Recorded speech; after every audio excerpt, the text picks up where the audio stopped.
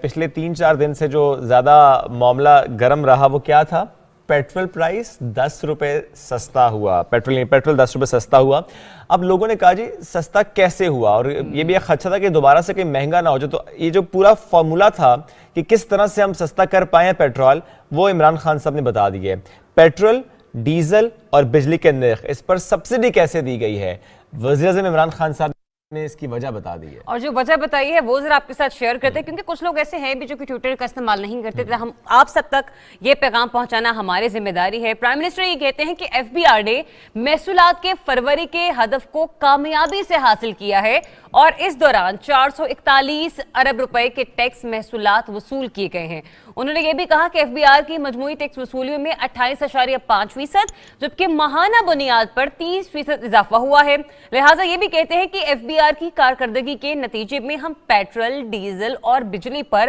Subsidy دینے کے قابل ہوئے ہیں، جس سے لوگوں کو ریلیف فراہم کیا گیا ہے۔ ایگزیکٹلی، اس کا مطلب یہ ہوا دریاب کہ اب سے پیٹرول پرائس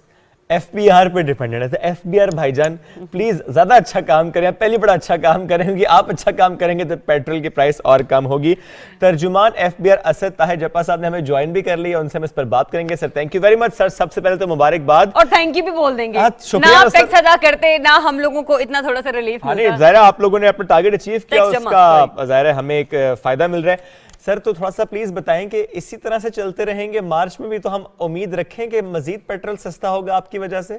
نیوز کا مجھے مارننگ نشریات میں ایک مرتبہ پھر یہ موقع دینے کا، میں پوری قوم کو، آپ کے ناظرین کو ایف بی آر کی اس کامیابی پہ، جس طرح کل وزیر اعظم پاکستان نے بڑے واشگاف الفاظ میں ہمیں داد تحسین دی ہے، میں آپ کی اس پروگرام کی وساطت سے پوری قوم کو مبارکباد پیش کرتا ہوں، اور ان کو پورے عزم اور یقین کے ساتھ اس بات کا اعادہ کرتے ہوئے فخر محسوس کرتا ہوں کہ ایف بی آر انشاءاللہ 30 جون کو اس ملک میں ایک نئی تاریخ رقم کرنے جا رہا ہے، اور جس طرح وزیر اعظم پاکستان ہم پہ اعتماد کر رہے ہیں، انشاءاللہ ہم 30 جون کو اس فائنینشیل ایئر کے اختتام پہ اس ملک میں پہلی مرتبہ 6000 ارب کا ایک خطیر رقم کے محصولات کو اکٹھے کرنے کا ریکارڈ قائم کرنے جا رہے ہیں انشاءاللہ۔ یہ تو بڑی زبردست فگر آپ نے شیئر کر دی سر، یہ تو اور اچھی بات ہو گئی۔ تھوڑا سا بتائیں کہ یہ ظاہر ہے ہر منتھ آپ کے ٹارگٹس ہیں، اس کی وجہ سے ہم یہ ٹارگٹس اچیو کر پا رہے ہیں۔ فیبروری 441 ارب آپ نے اچیو کیا، مارچ کا ٹارگٹ کیا ہے سر؟ سر مارچ میں ہم نے 608 ارب کا ٹارگٹ ہے ہمارا منتھلی ٹارگٹ انشاءاللہ، جس کے لیے ہم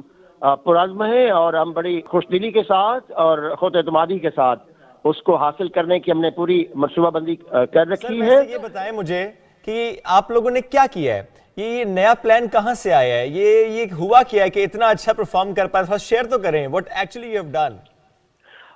اگر آپ کو یاد ہو تو میں آپ کے پروگرام میں جس طرح مسلسل یہ کہتا آیا ہوں، اور دیگر ٹی وی چینلز پہ بھی جب بھی میں بات کرتا ہوں، تو میں اس ملک میں ایک نئے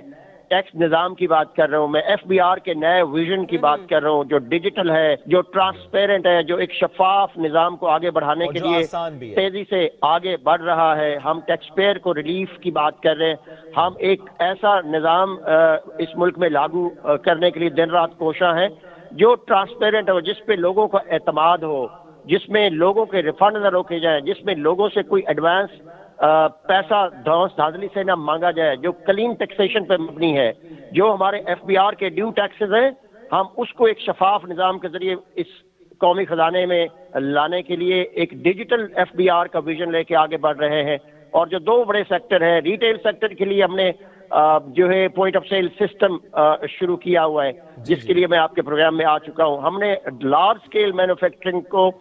ڈیجیٹل مانیٹرنگ کرنے کے لیے اس کا ٹریک اینڈ ٹریس سسٹم پہلے ہی ہم ٹبیکو اور شوگر سیکٹر پہ لا چکے ہیں۔ یہ بھی بتائیے گا کہ اس وقت جو آپ لوگ ٹیکس اکٹھا کر رہے ہیں اور جو حکومتی خزانے کے لیے رقم خرچ کی جا رہی ہے، اس کے اندر کتنا فاصلہ ہے، کتنا تناسب ہم دیکھ سکتے ہیں؟ کیونکہ ہم یہ کہہ سکتے ہیں کہ جو گورنمنٹ نے پہلے مشکل فیصلے لیے تھے، اب ان کے پازیٹیو نتائج سامنے آنا شروع ہو چکے، کیونکہ ایک مارجن ہوگا نا کہ خزانے میں 500 ارب روپے اگر جمع ہوئے ہیں ایف بی آر کی بدولت، تو حکومت اس میں سے 300 ارب روپیہ جو ہے وہ خرچ کرنے جا رہی ہے۔ ذرا یہ اعداد و شمار کچھ ہم سے بھی ڈسکس کیجیے گا۔ بالکل، یہ جو ابھی جس ریلیف کی وزیر اعظم صاحب بات کر رہے ہیں، پیٹرول پہ، بجلی پہ سبسڈی کی،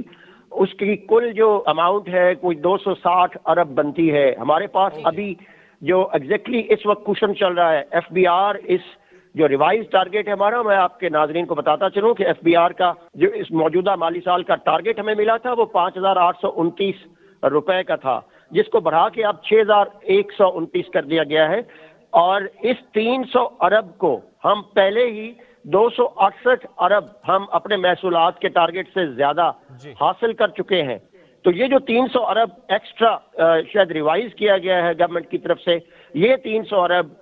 میں دیکھ رہا ہوں کہ یہ عوام کے ریلیف کے لیے سبسڈی کی شکل میں حکومت عوام کے اوپر خرچ کرنے کا منصوبہ کر چکی ہے۔ ٹھیک ہے، بس ایک جملہ سر، اور کہیں سے کوئی چیلنج کا سامنا بھی ہے ایف بی آر کو؟ جی، ایف بی آر کو مسلسل چیلنجز کا سامنا ہے۔ ہم ایک بڑے مشکل اکنامک ریجیم میں جو ہماری اکانومی ہے وہ آپ کے علم میں ایک بڑا چیلنج جو ایف بی آر کو درپیش ہے، ہمارا جو سب سے بڑا چیلنج ہے وہ یہ کیش اکانومی ہے جو ڈاکومنٹڈ نہیں ہے۔ اس کے لیے ہم اس کو ڈیجیٹل کرنے جا رہے ہیں اور ڈاکومنٹ کرنے جا رہے ہیں، جس کی بدولت ایک شفاف نظام تیزی سے اس ملک میں آگے آئے گا اور ہر شخص اپنی آمدن کے مطابق economy is the biggest challenge for FBR۔ Thank you so much, Asad صاحب ساتھ موجود تھے، آپ اس سے متعلق ہم سے گفتگو کر رہے تھے۔